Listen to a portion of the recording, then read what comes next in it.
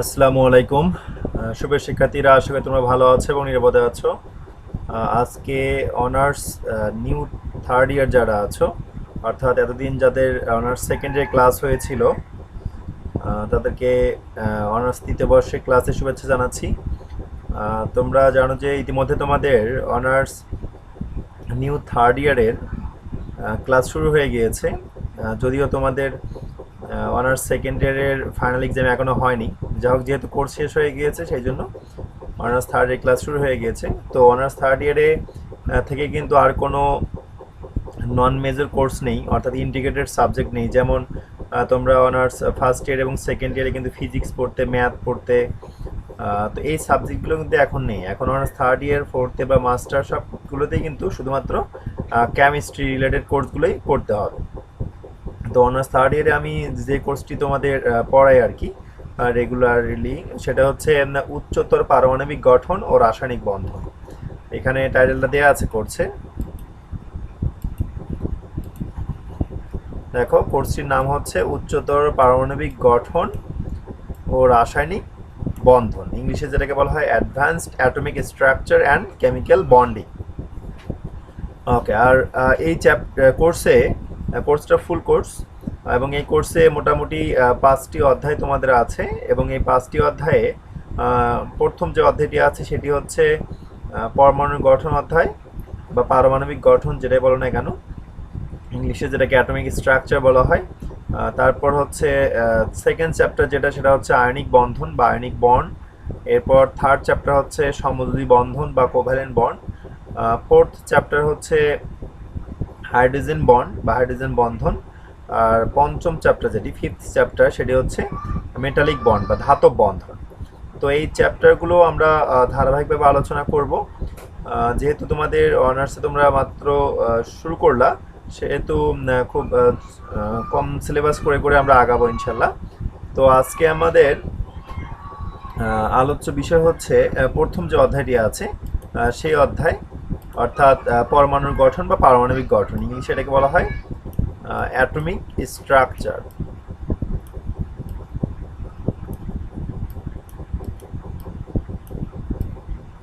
Atomic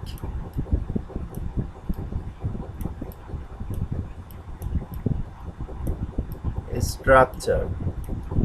ওকে, তো এই চ্যাপ্টারে আমরা যে বিষয়গুলো মোটামুটি জানতে পারবো সেগুলো দেখি।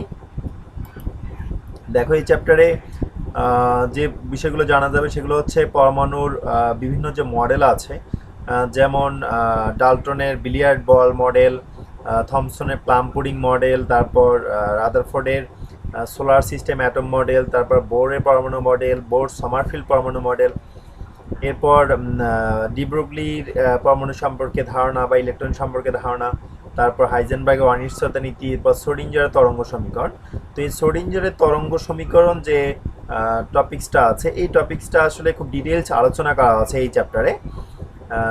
এবং সেটি শ্রোডিঞ্জারের তরঙ্গ সমীকরণ কিন্তু আসলে কোয়ান্টাম মেকানিক্সের আলোকে বা ওয়েভ মেকানিক্সের আলোকে পরমাণু সম্পর্কে একটা ধারণা। সেই জন্য এই চ্যাপ্টারের যে নামটি আছে দেখো, পারমাণবিক গঠন, এবং ব্র্যাকেটে বলা আছে যে তরঙ্গ বলবিদ্যার দৃষ্টিকোণে ব্যাখ্যা বা ওয়েভ মেকানিক্সের আলোকে ব্যাখ্যা আর কি। তো এই চ্যাপ্টারে প্রথম দিকে কিছু অংশ আছে যেগুলো তোমরা ইন্টারমিডিয়েটও পড়েছো আর কি, পাশাপাশি honours first year second year তো পড়েছোই।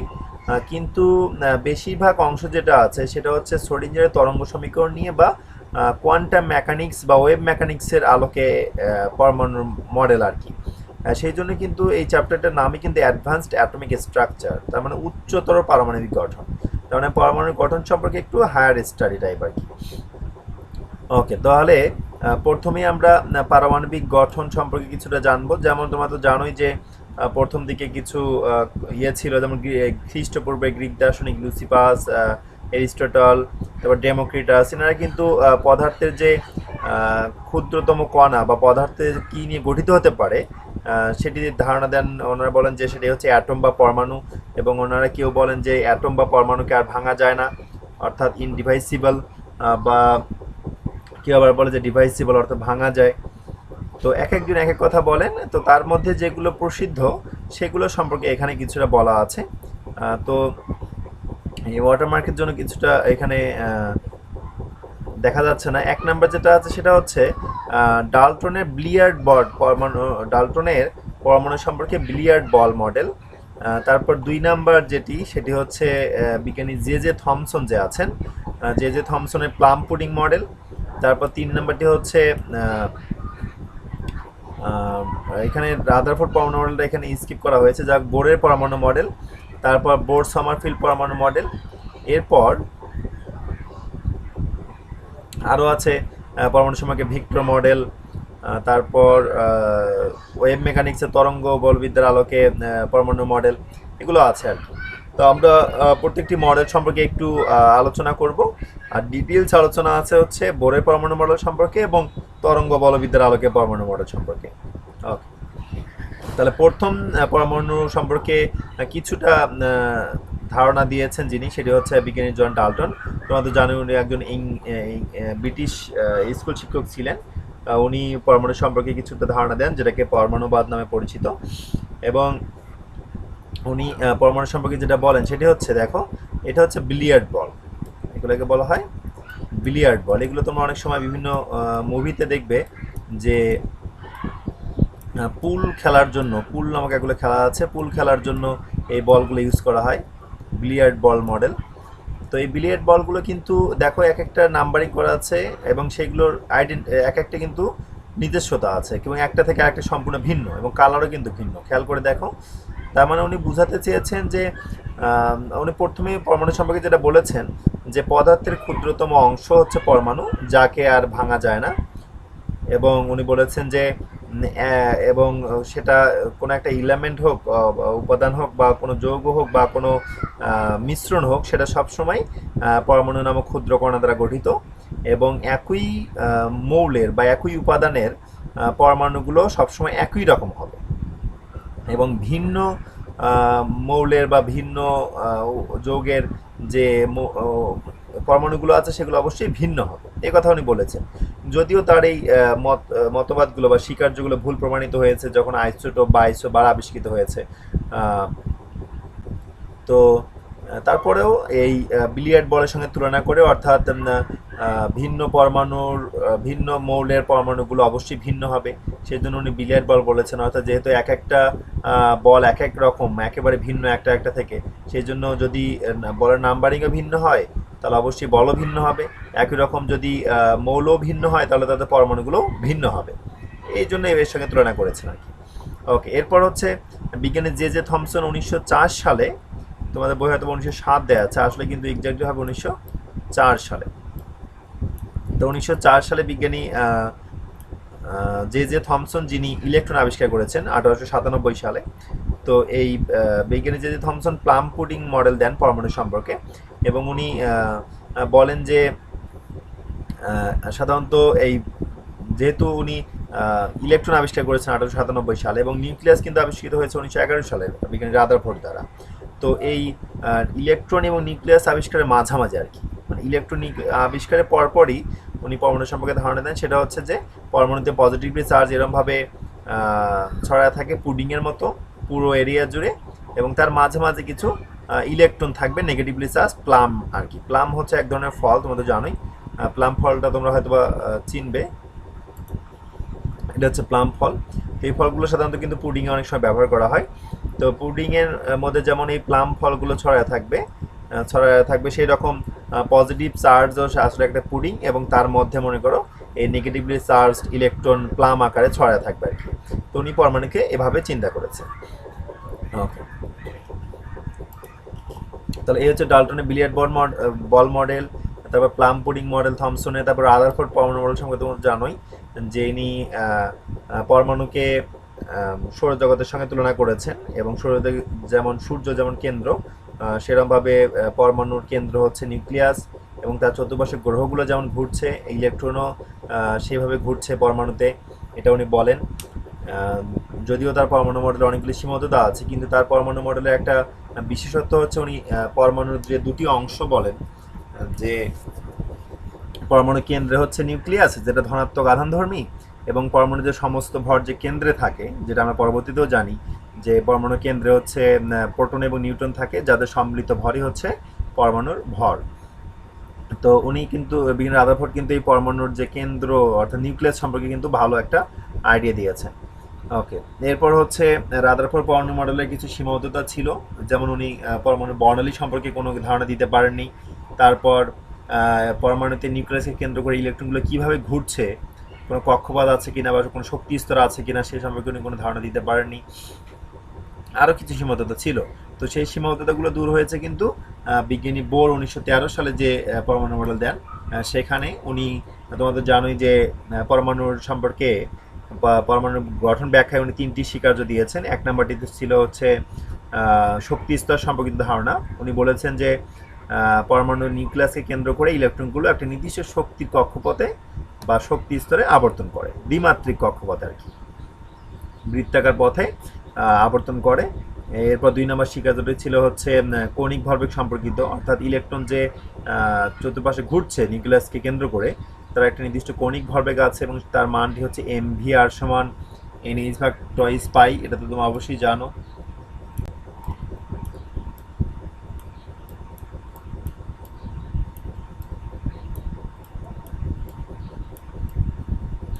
mvr সমান NH/2π, এটা হচ্ছে ইলেকট্রনের কৌণিক ভরবেগ, n-তম কক্ষপথ আবর্তনশীল ইলেকট্রনের কৌণিক ভরবেগের সমীকরণ।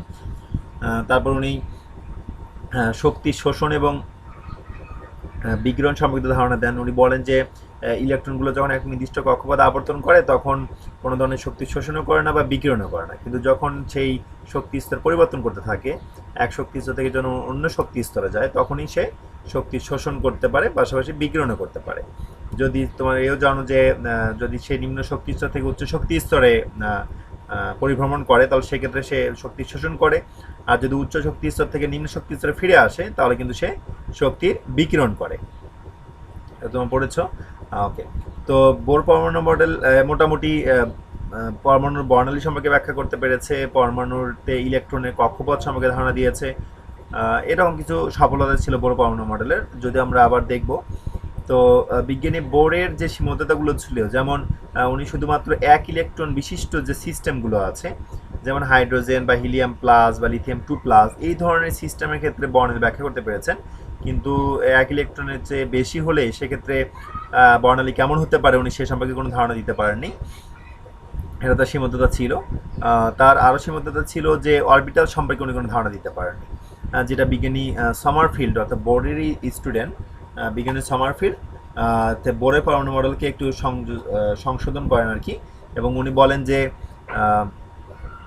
ইলেকট্রনগুলো নিউক্লিয়াসকে কেন্দ্র করে নির্দিষ্ট শক্তির কক্ষপথের মধ্যে আবার উপকক্ষপথ আছে, উপকক্ষপথে ত্রিমাত্রিক উপবৃত্তাকার কক্ষপথ আছে, তার মধ্যে আসলে ইলেকট্রনগুলো আবর্তন করে। আসলে উনি অরবিটাল সম্পর্কে ধারণা দিয়েছেন, SPDF এগুলো অরবিটাল সম্পর্কে বিজ্ঞানী সমারফিল্ড ধারণা দিয়েছেন, যেটাকে বোর সমারফিল্ডের পরমাণু মডেল বলা হয়। আর হচ্ছে কোয়ান্টাম মেকানিক্যাল পরমাণু মডেল, যেখানে ইলেকট্রনকে কণা ধর্মের পাশাপাশি তরঙ্গ ধর্ম বিবেচনা করে ইলেকট্রনের তরঙ্গ প্রকৃতি ব্যাখ্যা করার জন্য একটি সমীকরণও আছে, শ্রোডিঞ্জারের তরঙ্গ সমীকরণ। তারপর ইলেকট্রনের তরঙ্গ ধর্ম ব্যাখ্যায় যে হাইজেনবার্গের অনিশ্চয়তা নীতি আছে, সেটিও এই কোয়ান্টাম মেকানিক্যাল পরমাণু মডেলেরই আওতায় পড়ে আর কি। তো এই হচ্ছে বিভিন্ন ধরনের পরমাণু মডেল। তো ভেক্টর পরমাণু মডেল যেটা আছে, এটা তোমাদের সিলেবাসে আলোচনা নেই আর কি। ওকে, তো সিলেবাসে বোর পরমাণু মডেল সম্পর্কে ডিটেলস আছে, যদি আমি বললাম সেগুলো আবার এখানে উল্লেখ করা আছে, সেগুলো একটাবার দেখবে, এগুলো তোমাদের পড়ায় আছে। এই যে শক্তির শোষণ এবং বিকিরণ হলে সেই শক্তির পরিমাণটি কত হতে পারে, সেটা এখানে দুটি কক্ষপথের শক্তির পার্থক্য থেকে এখানে হিসাব করা যাবে। সেই সমীকরণও উনি দিয়েছেন, ডেল্টা ই সমান E2 মাইনাস E1 বা E1 মাইনাস E2।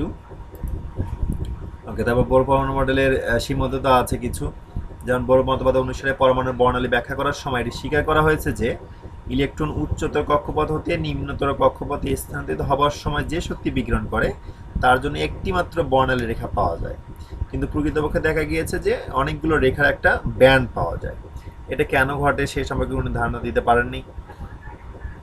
তারপর এই যে আরেকটি ব্যর্থতা আছে যে বোর মতবাদের সাহায্যে যথেষ্ট সফলতার সাথে হাইড্রোজেন বর্ণালী ব্যাখ্যা করা গেলেও বহু ইলেকট্রন বিশিষ্ট বিভিন্ন পরমাণুর বর্ণালী ব্যাখ্যা করা যায় না। তারপর হচ্ছে বোর মডেলের সাহায্যে বর্ণালীর তীব্রতা নির্ণয় করা যায় না। বোর মতবাদ অনুসারে ইলেকট্রন সমূহ নিউক্লিয়াস হতে সুনির্দিষ্ট দূরত্বে কতগুলি কক্ষপথ গ্রহণ করে, কিন্তু তরঙ্গ বলবিদ্যা অনুসারে ইলেকট্রন নিউক্লিয়াসের চতুর্দিকে একটি বিশেষ অঞ্চল অবস্থান করে। এক্ষেত্রে দূরত্বকে সুনির্দিষ্ট বর্ণনা করা যায় না, নির্দিষ্ট একটি বিশেষ অঞ্চলে, তার মানে অরবিটাল সম্পর্কে বলা হয়েছে আর কি।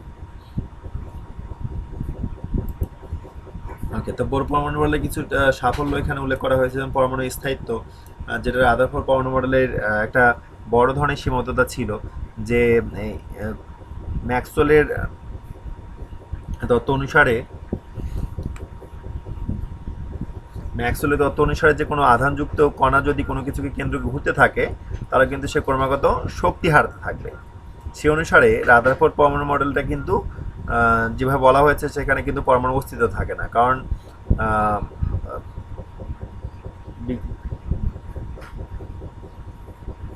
বিজ্ঞানী রাদারফোর্ড বলেছেন যে ইলেকট্রনগুলো হচ্ছে সৌরজগতের গ্রহের মতো, আর যদি গ্রহের মতো যদি ইলেকট্রনগুলো ঘুরতে থাকে তাহলে ক্রমাগত শক্তি হারাতে হারাতে একটা সময় কিন্তু নিউক্লিয়াসে পতিত হওয়ার কথা, ফলে পরমাণু অস্তিত্ব কিন্তু নষ্ট হয়ে যাওয়ার কথা।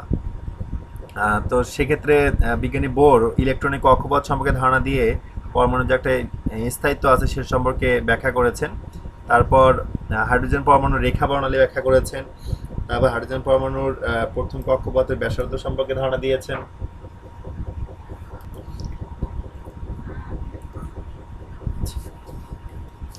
এরপর বোর পরমাণু মডেলের সাহায্যে কক্ষপথের শক্তি মাত্রা সম্পর্কে কিছুটা ধারণা পাওয়া যায়।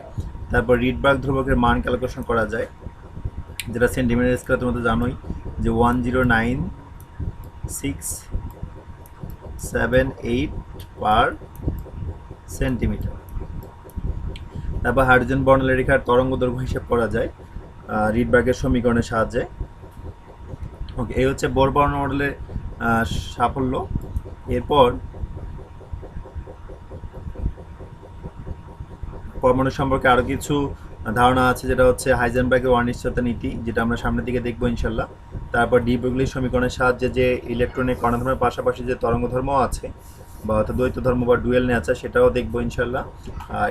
তারপর হচ্ছে ডিটেইলস আলোচনা আছে হচ্ছে শ্রোডিঞ্জারের তরঙ্গ সমীকরণ নিয়ে বা শ্রোডিঞ্জার ওয়েভ ইকুয়েশন নিয়ে।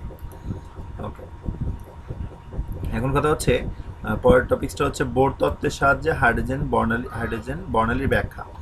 ওকে, সেটা হচ্ছে একটু আমি সংক্ষেপে একটু বলি। সেটাই তোমরা তো ইতিমধ্যে পড়েছো যে কোনো হাইড্রোজেন পরমাণুতে ধরো হচ্ছে এভাবে হাইড্রোজেন বর্ণালীগুলো সৃষ্টি করা হয়। ধরো একটা কাঁচ নল আছে এরকম,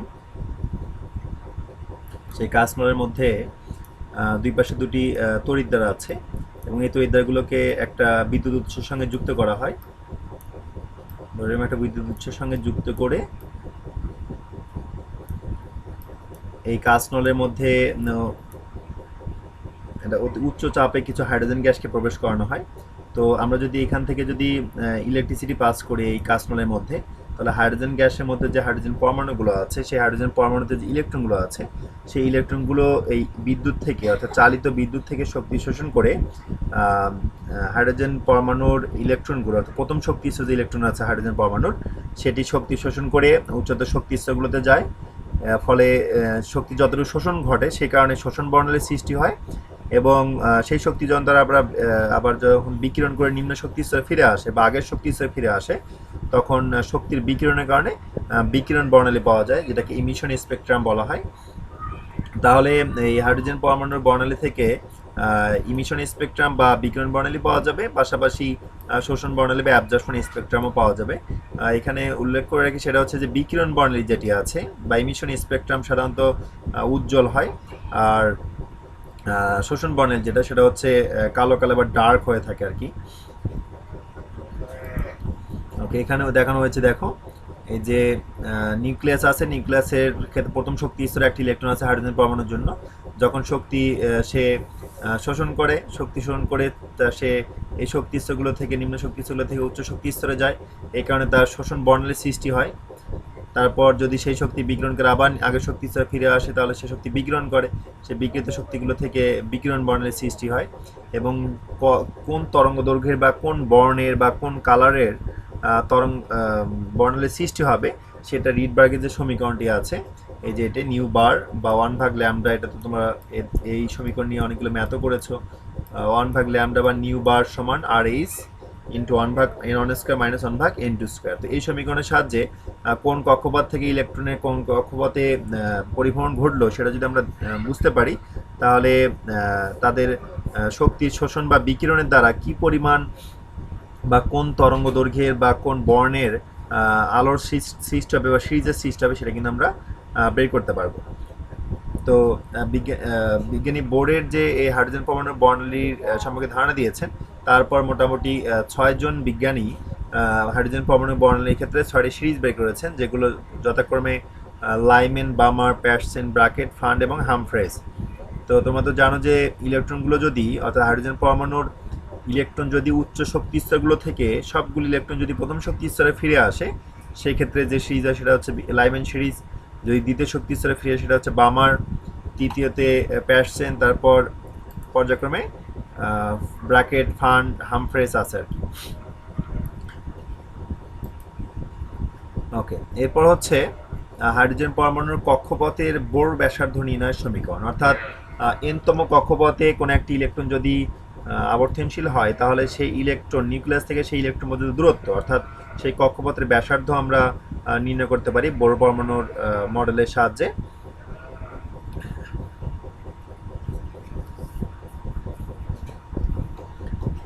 তো সেখানে দেখো, এখানে কি উল্লেখ করা হয়েছে যে প্রথমে ধরে নেওয়া হয়েছে যে মনে করি ইলেকট্রনের ভর হচ্ছে এম, তার গতিবেগটাকে ধরা হয়েছে ভি, এবং এনতম কক্ষপথের ব্যাসার্ধ ধরা হয়েছে আর।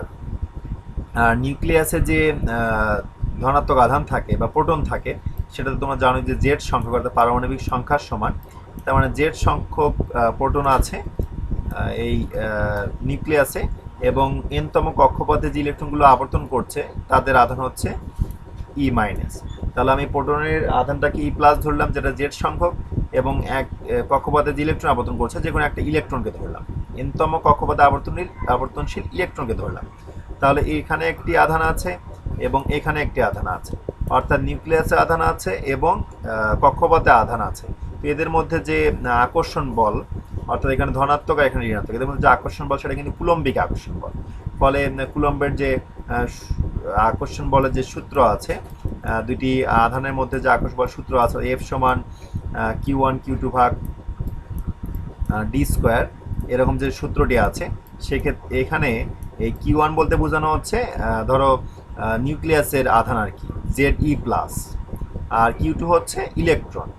তার মানে এখানে যদি আমি ZE প্লাস দিই, তাহলে ZE প্লাস এবং ই মাইনাস, Q2 হচ্ছে ইউ মাইনাস, এবং এদের মধ্যবর্তী দূরত্বটা কিন্তু ওই কক্ষপথের ব্যাসার্ধ, অর্থাৎ আর স্কোয়ার।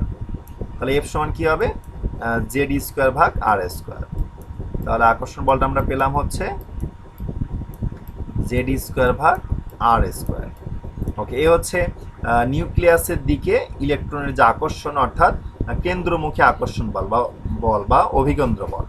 আর ইলেকট্রন যেহেতু নিউক্লিয়াসে কেন্দ্র করে ঘুরছে, এবং কোনো কিছু ঘুরতে থাকলে সেটা কিন্তু বাইরের দিকে ছিটকে যাওয়ার একটা টেন্ডেন্সি থাকে, যেটাকে কেন্দ্র বিমুখী বল বলা হয় বা অপকেন্দ্রিক বল বলা হয়। তো এই কেন্দ্র বিমুখী বলের মানটা কিন্তু এফসি, যেটা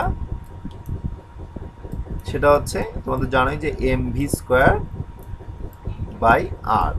কেন্দ্র বিমুখী বলটা হচ্ছে এফসি সমান mv স্কোয়ার বাই আর। এটা হচ্ছে অ্যাট্রাকশনাল ফোর্স, তার মানে এফ এ, এটা হচ্ছে সেন্ট্রিফিউগাল ফোর্স এফসি, যেটা হচ্ছে mv স্কোয়ার বাই আর। এখানে এমটা হচ্ছে সেই ইলেকট্রনের ভর, ভিটা হচ্ছে ইলেকট্রনের বেগ, আর এটা হচ্ছে ব্যাসার্ধ, অর্থাৎ যে দূরত্ব থেকে নিউক্লিয়াসকে কেন্দ্র করে ঘুরছে। ওকে, তো আমরা কিন্তু জানি যে ইলেকট্রন কিন্তু নিউক্লিয়াসের দিকেও অগ্রসর হয় না, অর্থাৎ নিউক্লিয়াসে পতিত হয় না, আবার কক্ষপথ থেকে ছিটকে বাইরেও চলে যায় না। তার মানে এর কারণ হচ্ছে বাইরের দিকে যে কেন্দ্র বিমুখী বল অর্থাৎ এফসি, এবং নিউক্লিয়াসের দিকে যে তার আকর্ষণ বল বা কেন্দ্রমুখী বল এফ এ, এই দুটো পরস্পর সমান। এই জন্য ইলেকট্রন একটা নির্দিষ্ট কক্ষপথে থেকে নিউক্লিয়াসকে কেন্দ্র করে আবর্তন করতে থাকে, অর্থাৎ এফ এ সমান এফ সি। ওকে, তাহলে আমরা এফ এর সমান যদি এফ সি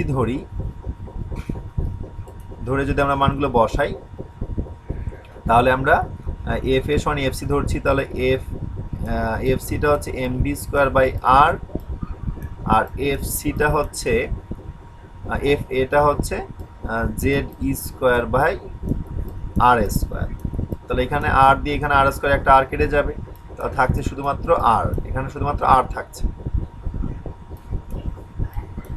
আর থাকছে। সেখান থেকে আমরা আর সমান পাবো হচ্ছে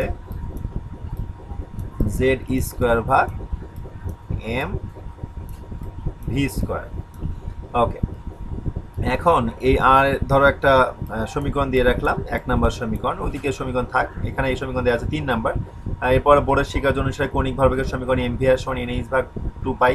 সেখান থেকে ভির মানটা আমরা বের করে নিয়েছি, ভির মানটা বের করে নিয়ে সমীকরণে বসালে ফাইনাল আমরা এরকম একটা সমীকরণ পাই, এরকম একটা সমীকরণ পাচ্ছি। আসলে কিন্তু জেড সহ আর কি, যেহেতু হাইড্রোজেন পরমাণুর ক্ষেত্রে জেড এর মান 1, সেই জন্য আমরা এই সমীকরণ পাচ্ছি। আর এন সমান n square h square divided by 4 pi square M E square. এটা হচ্ছে হাইড্রোজেন পরমাণুর ইলেকট্রনের এনতম কক্ষপথ আবর্তনশীল ইলেকট্রনের কক্ষপথের ব্যাসার্ধের সমীকরণ। ওকে, এই সমীকরণে এনটা হচ্ছে কক্ষপথের সংখ্যা, এইচটা হচ্ছে প্লাঙ্কের ধ্রুবক, এমটা তো হচ্ছে ইলেকট্রনের ভর, আর ইটা হচ্ছে ইলেকট্রনের আধান।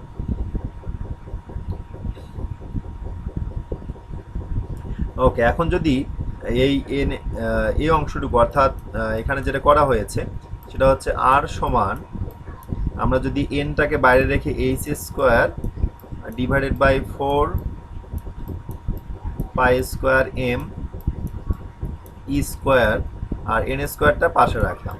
এই অংশটুকুর মান কিন্তু আমাদের মুখস্থ মান। এইচ এর মান হচ্ছে প্লাঙ্কের ধ্রুবকের মান, পায়ের মান তো জানি, এম এর মান ইলেকট্রন আধানের মানও জানি, কেজিতেও জানি, আমরা গ্রামেও জানি, ইলেকট্রনের ভরের মানও জানি, সরি কেজি এবং ভরে কি বলি, কেজি এবং গ্রামে এবং ইলেকট্রন আধানের মান আমরা ইএসইউ ইউনিটে, তারপর হচ্ছে ইএমইউ ইউনিটে, সব ইউনিটে জানি। তো এই মানগুলো বসালে একটা ব্যাসার্ধের মান পাওয়া যায় মুখস্থ মান, যেটা হচ্ছে এ নট ধরা হয়, এবং এ নটের একটা নির্দিষ্ট মান আছে।